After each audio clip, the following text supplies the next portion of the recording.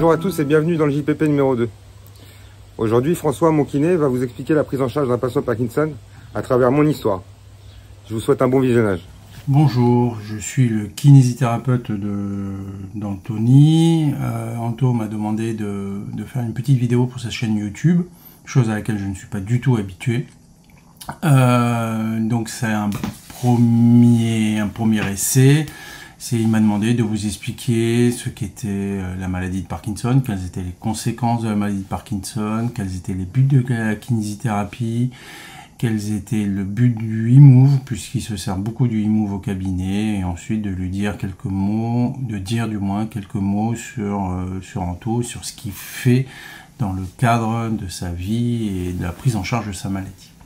Donc tout d'abord, alors je ne suis pas du tout habitué aux vidéos, donc je vais certainement lire, parce qu'il y a des choses que je ne connais pas par cœur, et voilà. Donc j'espère surtout que ce petit message, cette petite vidéo vous aidera et vous guidera, et je tiens d'abord à dire que je reste à la disposition de ceux qui écoutent pour répondre à leurs questions si je le peux, n'étant pas un spécialiste de la kinésithérapie en neurologie.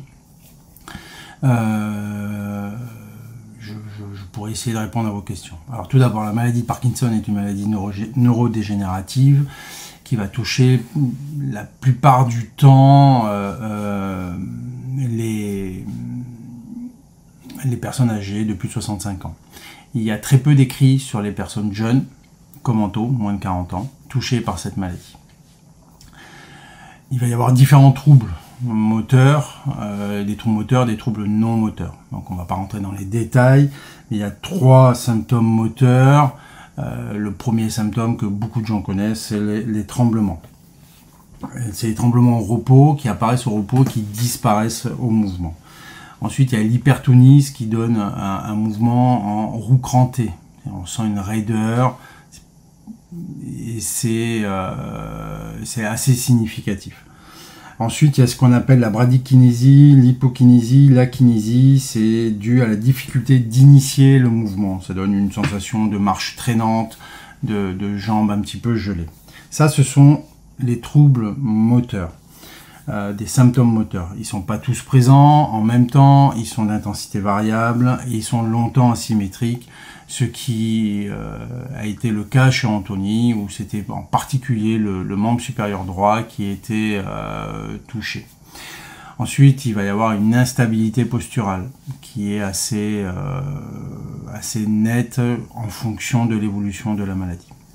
Ensuite, il y a les troubles non moteurs. Les troubles non moteurs, un des plus connus, c'est le trouble du sommeil, qui perturbe vraiment le patient. Il peut y avoir d'autres troubles qui sont de la dépression, des pertes d'odorat, des douleurs, de la constipation, mais surtout une fatigabilité. Et sur ça, je suis assez vigilant, en particulier avec Anthony, sur la fatigabilité. Ça, c'est grosso modo le tableau clinique classique d'un patient atteint de la maladie de Parkinson. Dans le cadre d'Anthony, c'était un petit peu différent. Il est venu au cabinet avec une prescription en rhumatologie. Le médecin généraliste l'a renvoyé d'abord chez un rhumatologue. Il y a des examens qui ont été faits et la maladie a été découverte au fur et à mesure de ces examens et le diagnostic a été posé de la maladie de Parkinson. C'est assez rare chez une personne jeune, en tout cas on en voit nous dans nos cabinets peu, pas beaucoup.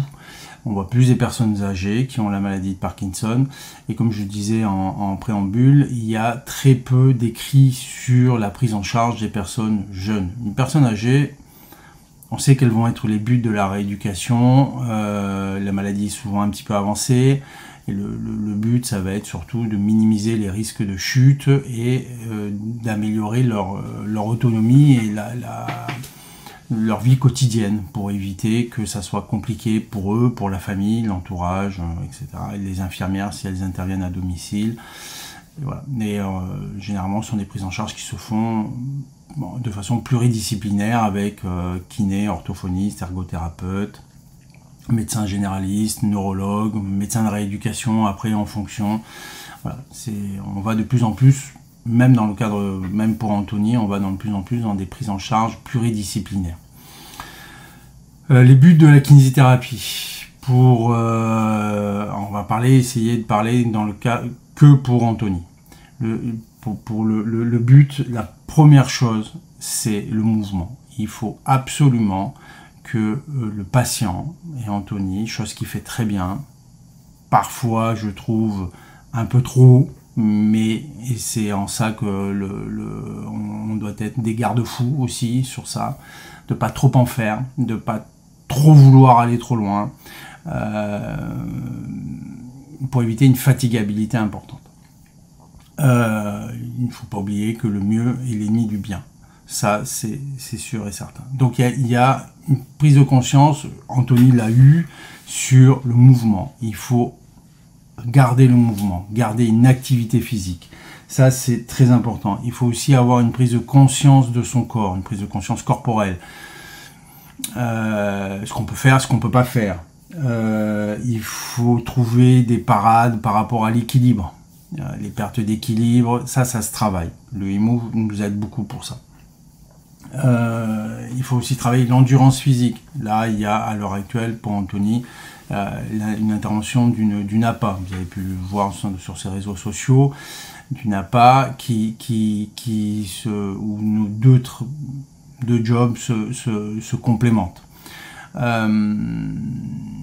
Donc voilà, il va y avoir un travail de la respiration.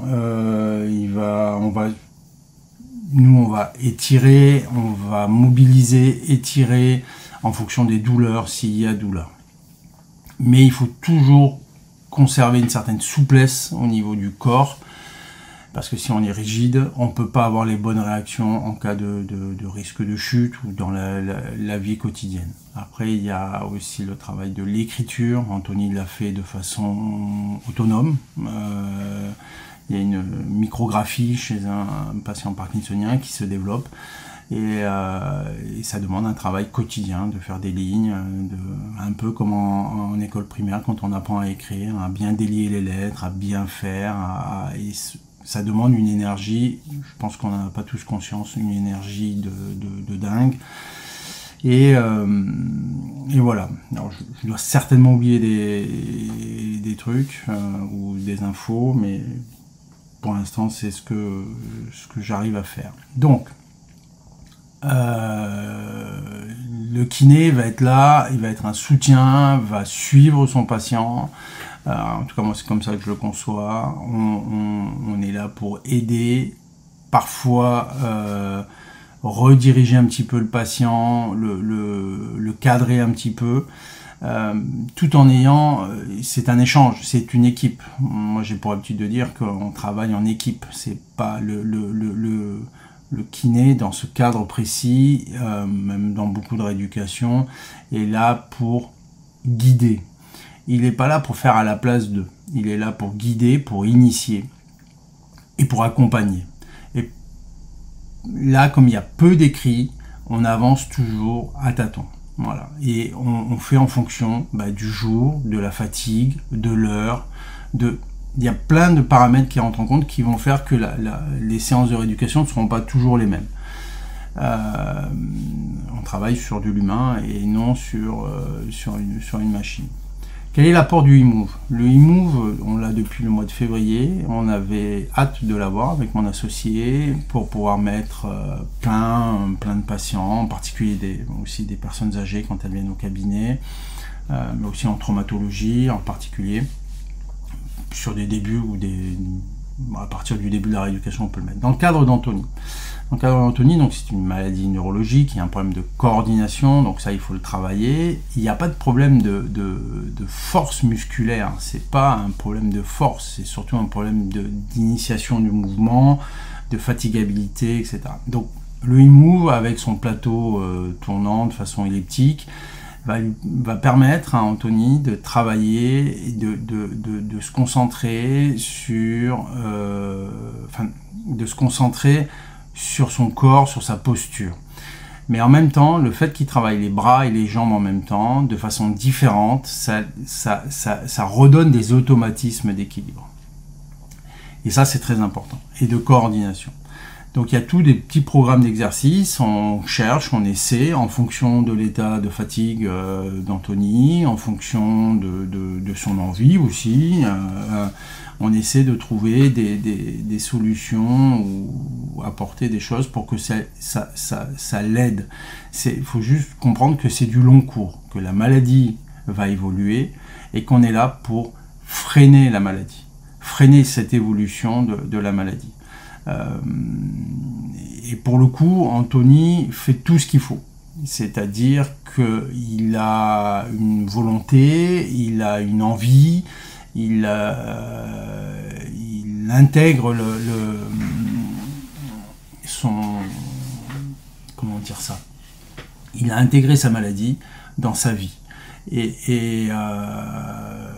je ne sais pas, parce qu'on n'a pas reparlé s'il a accepté ou pas accepté, mais il y a une prise en charge, il y a une prise de conscience, une prise en charge. Alors depuis, il a une pompe qui l'aide énormément. L'apport de cette pompe a été salvateur. Ça l'a beaucoup aidé et ça nous aide à nous aussi beaucoup dans la prise en charge. C'est-à-dire que les séances, depuis qu'il y a les pompes, sont beaucoup moins passive, c'est-à-dire qu'il est moins fatigué, il est plus en forme, et on peut faire un travail actif qui est quand même la base de toute prise en charge au niveau Parkinson. Il faut absolument conserver le mouvement. S'il y a une chose à retenir, c'est la conservation du mouvement. Voilà, j'ai pas plus à dire à l'heure actuelle. C'est ma première vidéo, c'est ma première intervention.